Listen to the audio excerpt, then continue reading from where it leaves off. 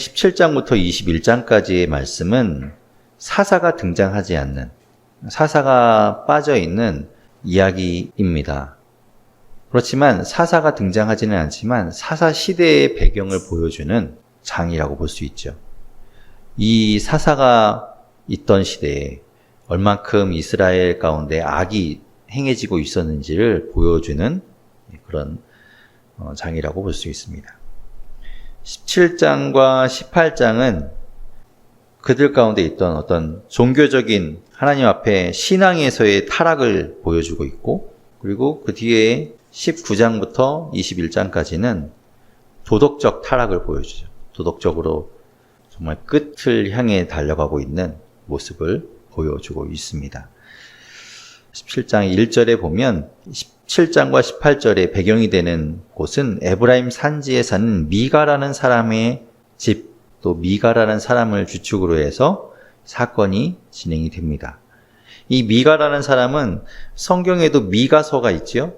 소선지서에 가면 미가서가 있는데 그 미가서를 쓴 미가와는 이름은 같지만 다른 사람이죠. 선지자 미가는 히스기야 때, 요담과 아하스와 히스기야 때 활동했던 선지자이고, 이 사람은 에브라임 산지에 살고 있던 평범한 사람이었습니다. 그런데 좀 돈이 많은 사람이었던 것 같아요. 그래서 17장 2절에 보면 그의 어머니가 돈을 잃어버립니다. 은 1100개를 잃어버렸다라고 하고 그걸 가져간 사람한테 막 저주를 퍼붓습니다. 그런데 여기 은 1100이라는 숫자가 상당히 큰 숫자, 큰 재물에 해당되는 걸로 우리가 볼 수 있죠. 왜냐하면 이 앞전에 나온 그 삼손을 꼬셔서 삼손의 힘이 약해지게 할 수 있도록 어떤 방법을 찾던 그 들릴라에게 블레셋의 방백들이 은 1100개씩을 주겠다라고 약속을 하거든요. 그러니까 방백들이 줄 수 있는 아주 큰 돈이라고 볼 수 있겠죠. 그런 돈을 잃어버린 겁니다. 그런데 그 잃어버린 은이 누가 가지고 있었냐면 아들이 가지고 있었던 겁니다.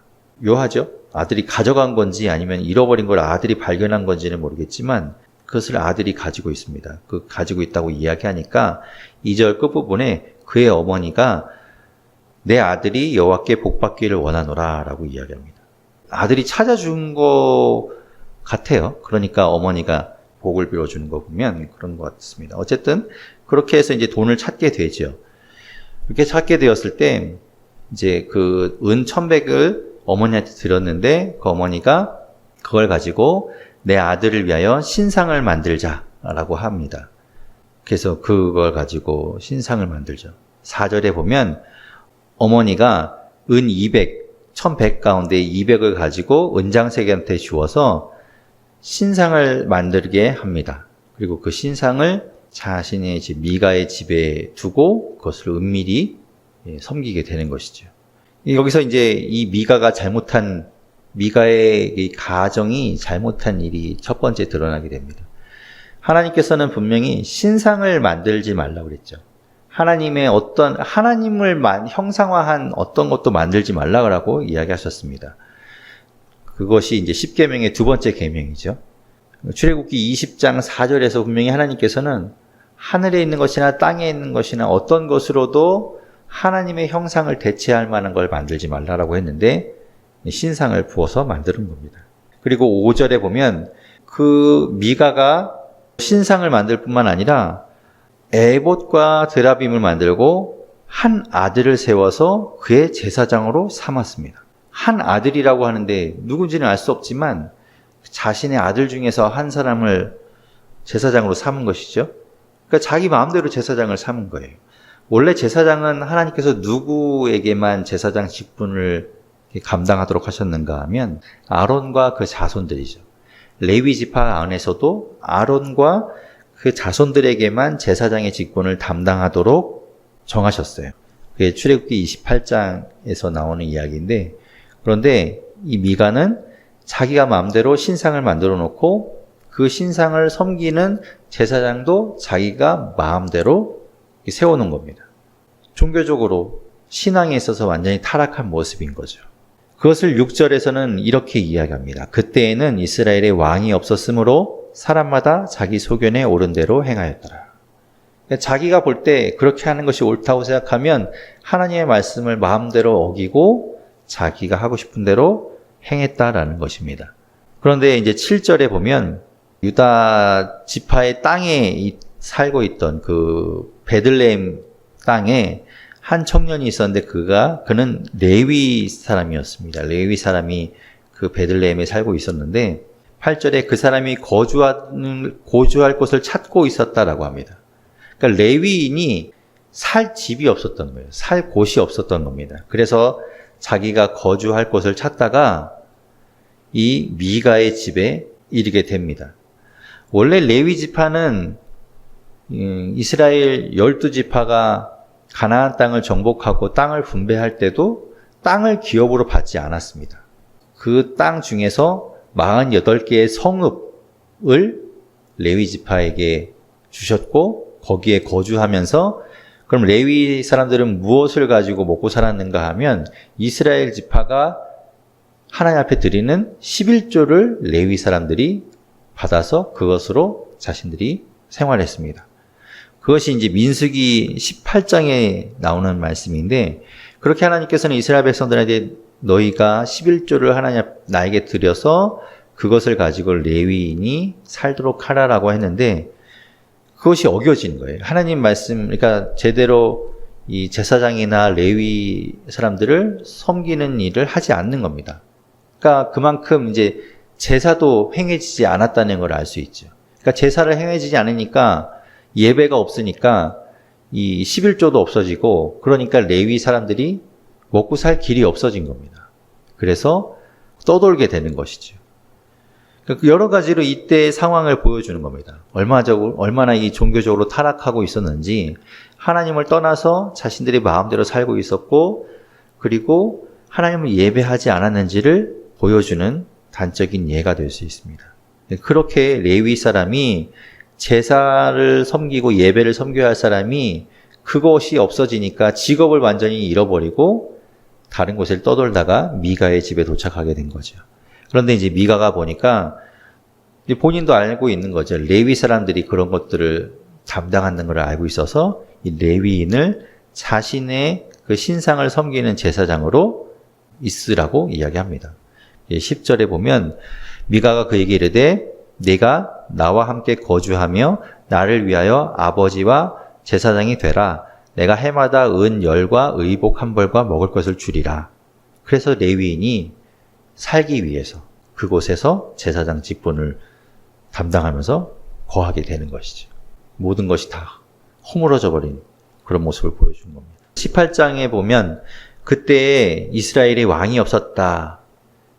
그것을 계속 강조하고 있습니다. 사실상 하나님이 왕이 되시는데 하나님을 왕으로 섬기지 않으니까 그러니까 왕 자체가 이제 없어진 걸로 그들은 느끼고 있었던 것이죠. 그래서 자기들 마음대로 하는 거죠. 그런 가운데 단지파가 이제 그들이 거주할 땅을 찾고 있다라고 말씀하고 있습니다. 근데 이것으로 볼 때 이제 1절 뒷부분 보면 이는 그들이 이스라엘 지파 중에서 그때까지 기업을 분배받지 못하였습니다. 그러니까 지금 27장, 18장의 배경은 이 사사시대 가운데 초기 시대라고 볼 수 있죠. 그러니까 아직 가나안 땅을 분배받아서 이제 각 지파별로 나누고 그 지파별로 이제 거주하게 될 그 초기의 모습이라고 볼 수 있는 것이죠. 그러니까 지파별로 분배받은 땅에서 이제 뿌리를 내리려고 살 곳을 찾아다니는 그때의 모습을 보여주는 겁니다. 그러니까 그때 당시의 이야기인 것이죠. 그래서 2절에 보면 이 단 자손, 단 지파가 소라와 에스다올에서부터 그들의 가족 가운데 용맹스러운 5사람을 보내서 그들에게 분배받은 땅을 정탐하도록 합니다. 그러니까 자신들에게 주어진 이 단지파에게 주어진 땅 가운데 자신들이 어디에 거주하면 좋을지 5명을 보내서 정탐하게 하는 거죠. 근데 그들이 가다가 이 미가의 집에 이르게 되고 그곳에 유숙하게 됩니다. 근데 그곳에서 이제 미가와 그 집안에 있는 일들을 보게 되는 거예요. 그리고 그들이 계속해서 나아가서 7절에 보면 그 집을 떠나서 이제 라이스라는 곳에 이르게 됩니다.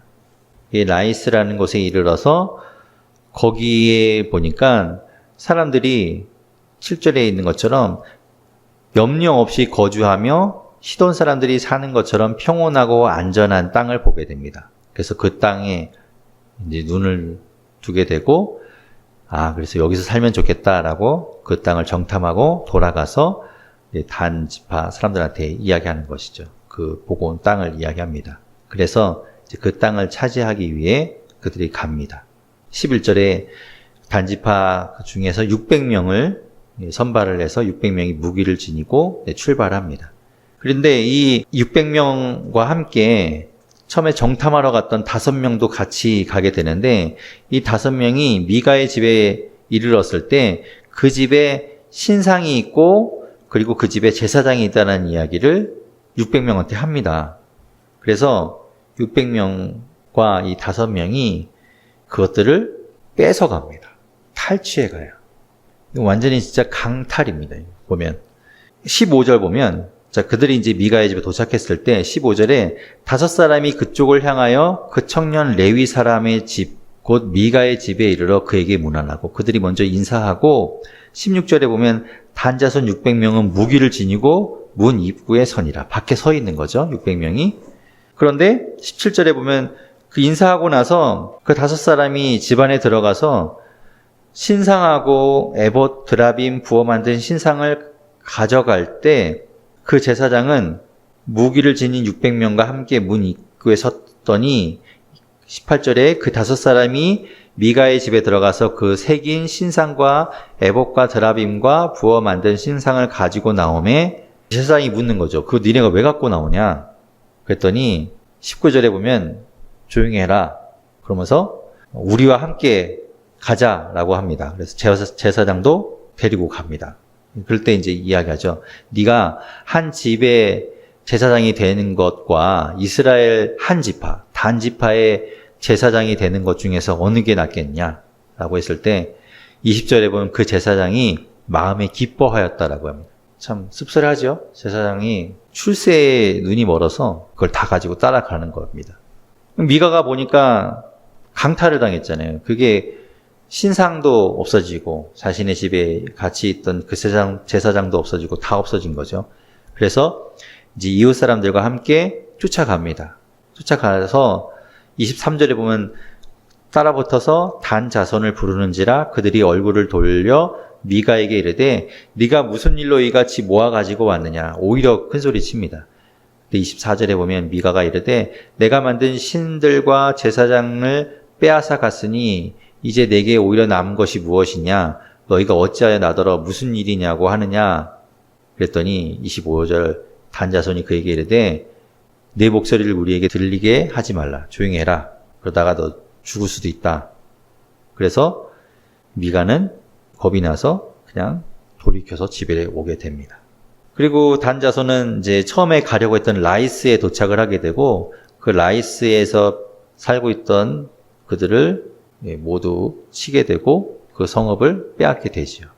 29절에 보면 이스라엘에서 태어난 그들의 조상 단의 이름을 따라서 그 성읍을 단이라고 바꾸게 됩니다. 원래 라이스였던 곳을 단이라고 바꾸게 되죠.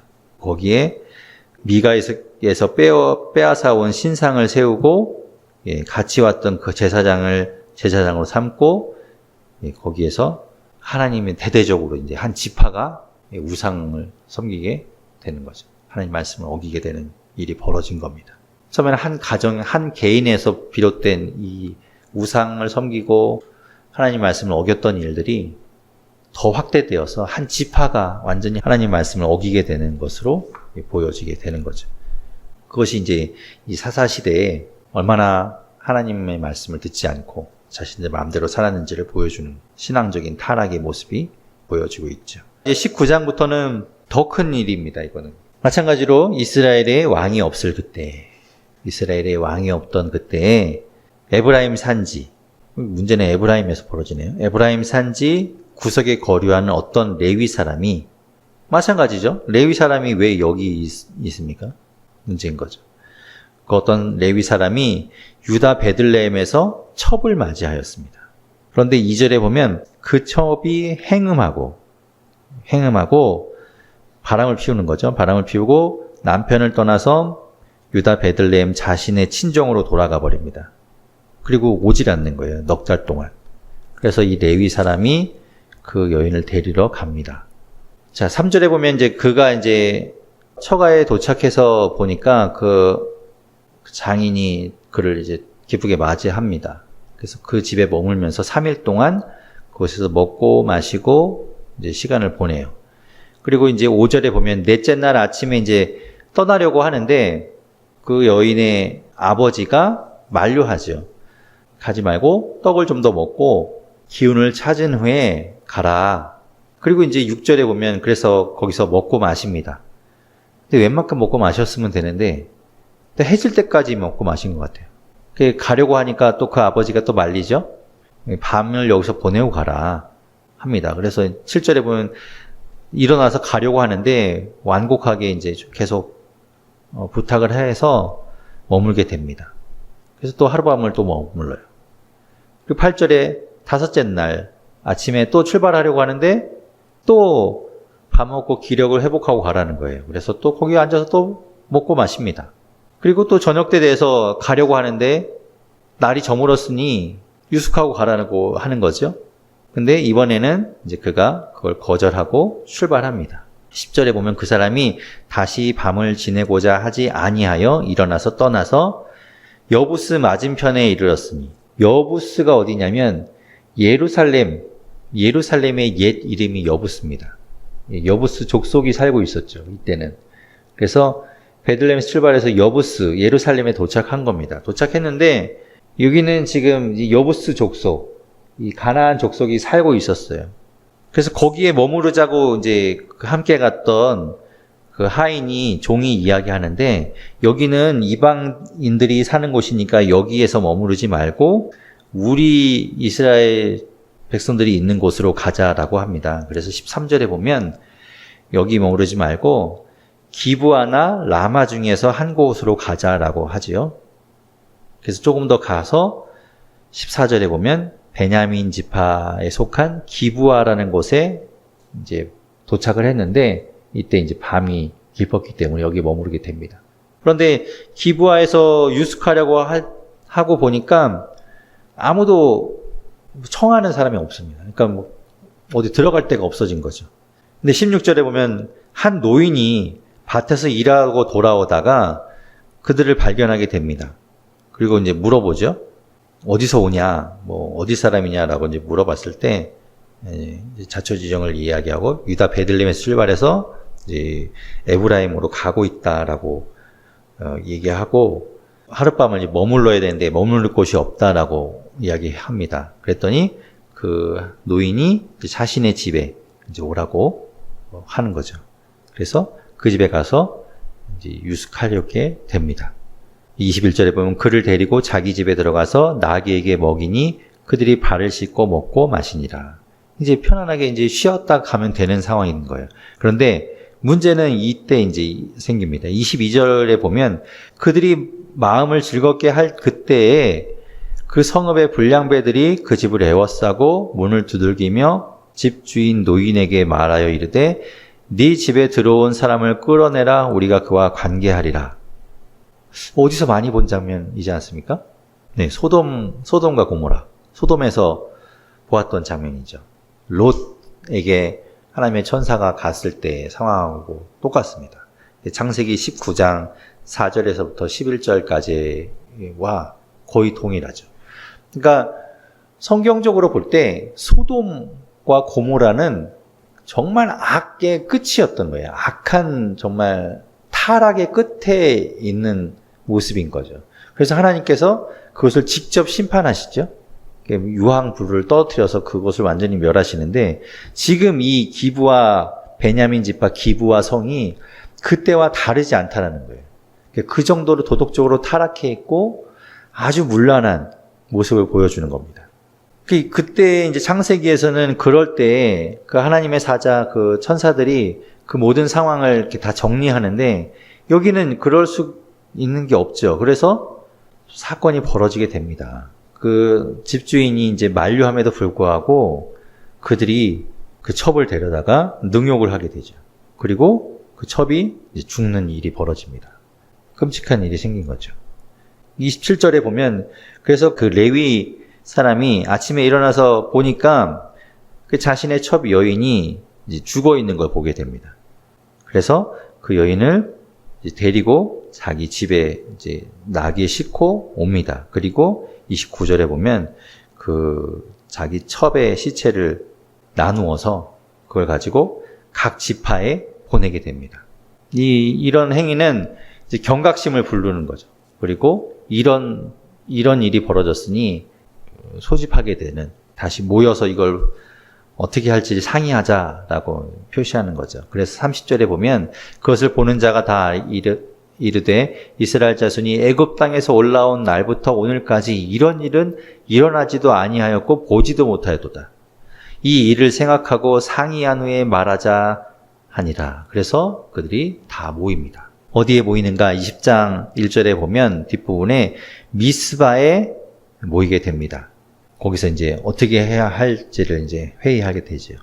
20장 1절에 보면 이스라엘 자손이 단에서부터 부엘세바까지, 단에서부터 부엘세바라는 것은 이스라엘 전체 영토를 표시해요. 그러니까 단적으로 우리는 왜 백두에서 한라까지 그러면 우리나라 전체를 이야기하는 것처럼 여기는 단에서부터 부엘세바 그러면 이스라엘 영토 전체를 말한다라고 보시면 되죠. 그리고 길르앗은 이 동편 끝부분을 이야기하는 거고. 자, 그렇게 이제 그들이 미스바에 다 모이게 됩니다.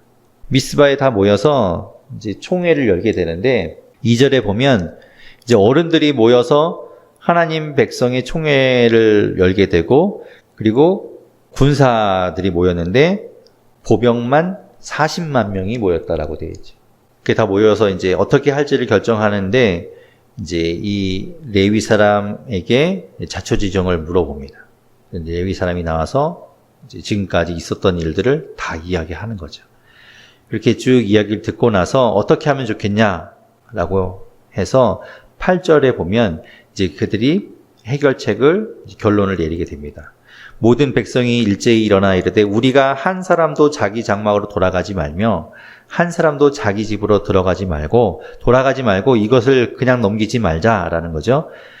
9절에 보면 우리가 이제 기브아 사람에게 이렇게 행하리니 곧 제비를 뽑아서 그들을 치되 우리가 이스라엘 모든 지파 중에서 100명에 10명, 1000명에 100명, 10,000명에 1000명을 뽑아서, 그러니까 10분의 1을 뽑아서 그 백성을 위하여 양식을 준비하고 그들이 이런 악행에 대해서 징계하자라고 결론을 내리게 됩니다. 그리고 이제 기브아 성을 공격하자라고 한 거죠.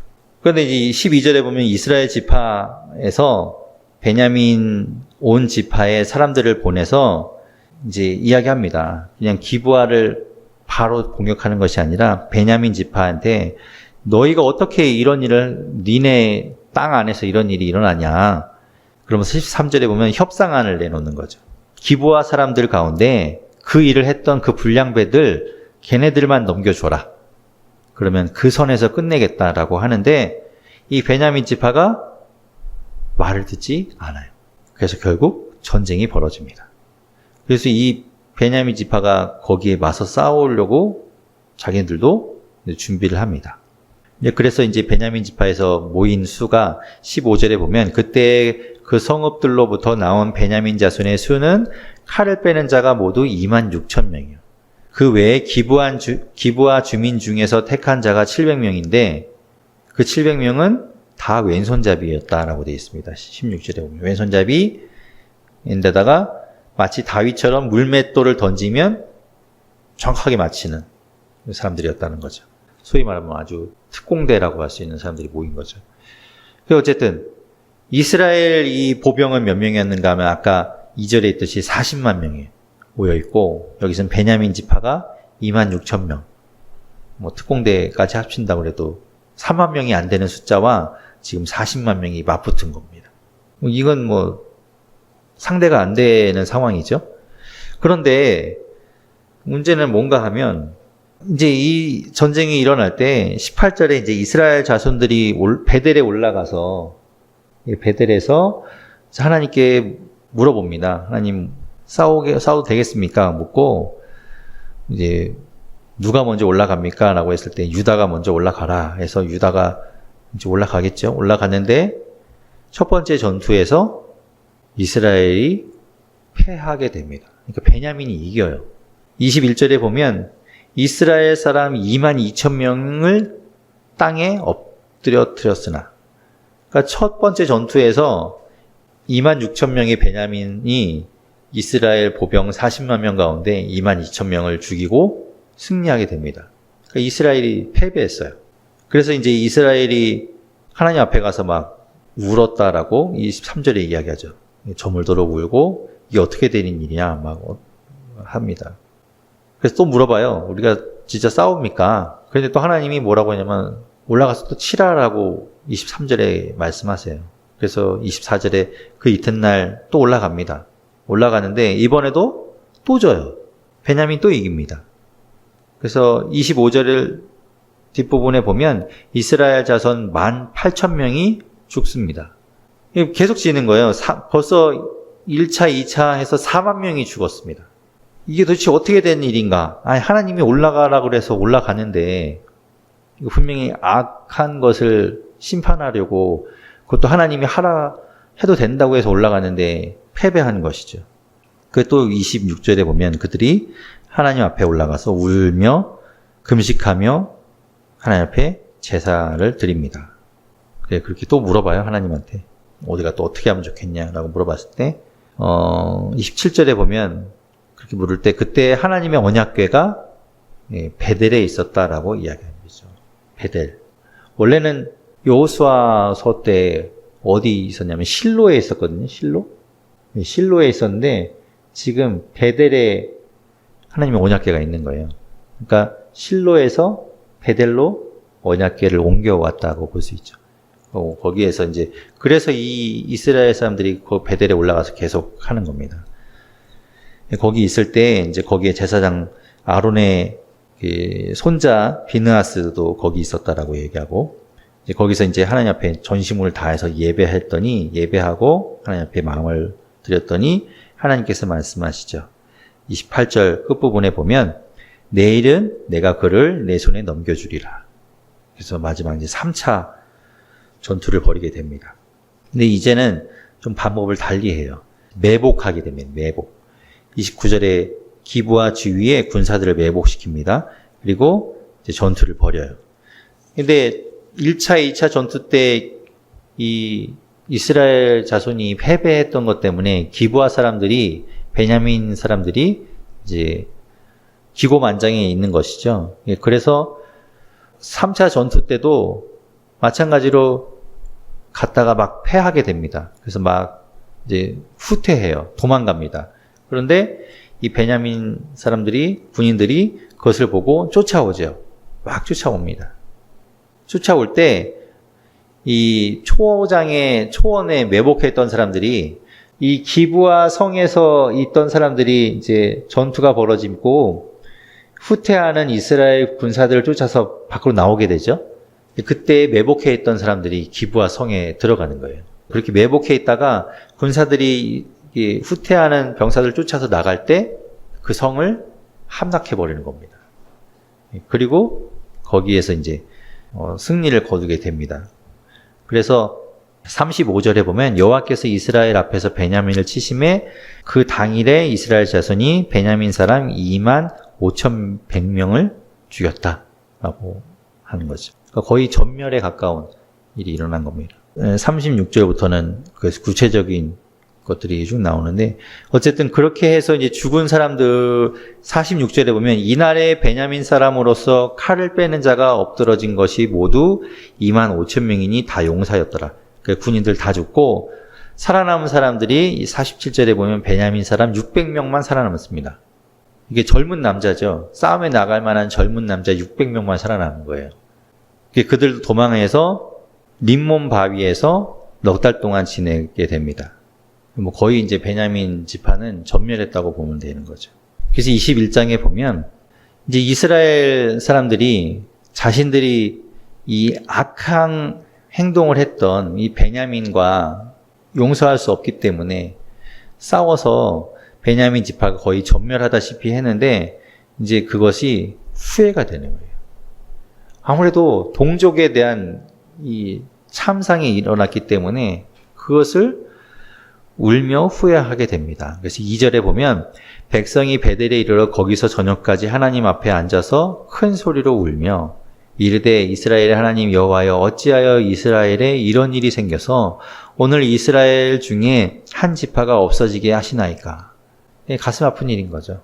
그러면서 이제 거기에서 참회의 눈물을 흘리고 하나님 앞에 제사를 드리게 됩니다.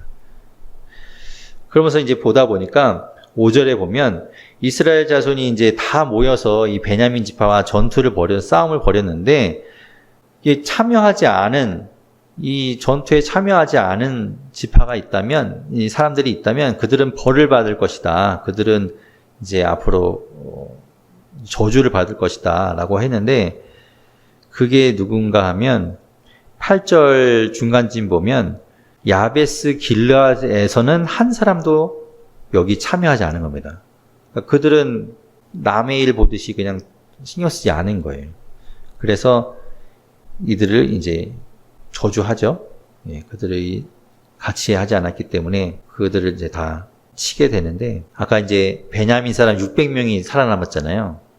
근데 그들이 없어지게 될 것이 안타까워서 그 600명을 살려줍니다. 살려주고 그들에게 아내를 주려고 해요. 그러니까 한 지파가 없어지면 안 되니까 그 600명이 살아서라도 이제 그 지파가 유지될 수 있도록 하려고 합니다. 그래서 이제 그 600명의 사람들한테 이제 자신의 그 딸들을 아내로 주려고 하는 사람들이 없는 거예요. 그렇게 안 하도록 했으니까. 그래서 이제 이 야베스 길르앗에서 한 사람도 이 전투에 나오지 않았기 때문에 그러면 여기에 있는 처녀 400명을 갖다가 이 베냐민 사람들한테 이제 강제로 시집을 보내는 거죠. 그래서 12절에 보면 그들이 야베스 길르앗 주민 중에서 젊은 처녀 400명을 얻었으니 그들을 데려다가 베냐민 사람들에게 주는 거죠. 600명 가운데. 그래도 아직 200명은 아내가 없지요. 그래서 그 200명한테는 어떻게 할까 하다가 각 지파에서는 자기들의 딸을 주려고 하지 않아요. 그래도 딸을 주면은 저주를 받으니까. 18절 중간쯤 보면 이스라엘 자손이 맹세했거든요. 맹세하여 이르기를 우리 딸을 베냐민에게 아내로 주는 자는 저주를 받으리라 라고 했기 때문에 자기네들 딸은 줄 수 없고 그래서 이제 어떻게 하는가 하면 19절을 보면 베델 북쪽 르보나 남쪽 베델에서 세겜으로 올라가는 길. 세겜으로 올라가는 길을 따라서 이 실로에 베델로 옮겨온 언약궤가 이제 다시 전투가 끝났으니까 갔겠죠, 실로로. 그러니까 실로가 원래 성막이 있고 언약궤가 있던 곳이니까 이곳으로 매해마다 이제 절기를 지키기 위해서 오잖아요. 그때 매년 명절일 때 이제 일로 오게 되는데 그때 이제 풍습에 따라서 뭐가 있었냐면 21절에 보면 실로의 여자들이 춤을 추러 이제 축제처럼 그 춤을 추러 나올 때 그때 그 실로의 딸들 중에서 아내로 삼으라라고 이제 허락해 주는 거죠. 그래서 이제 그 짝이 없던 200명도 거기서 아내를 얻게 됩니다. 그것 때문에 베냐민 지파가 없어지지 않고 유지가 됩니다. 이런 일들을 보면서 하나님이 악에 대해서는 반드시 심판하시잖아요.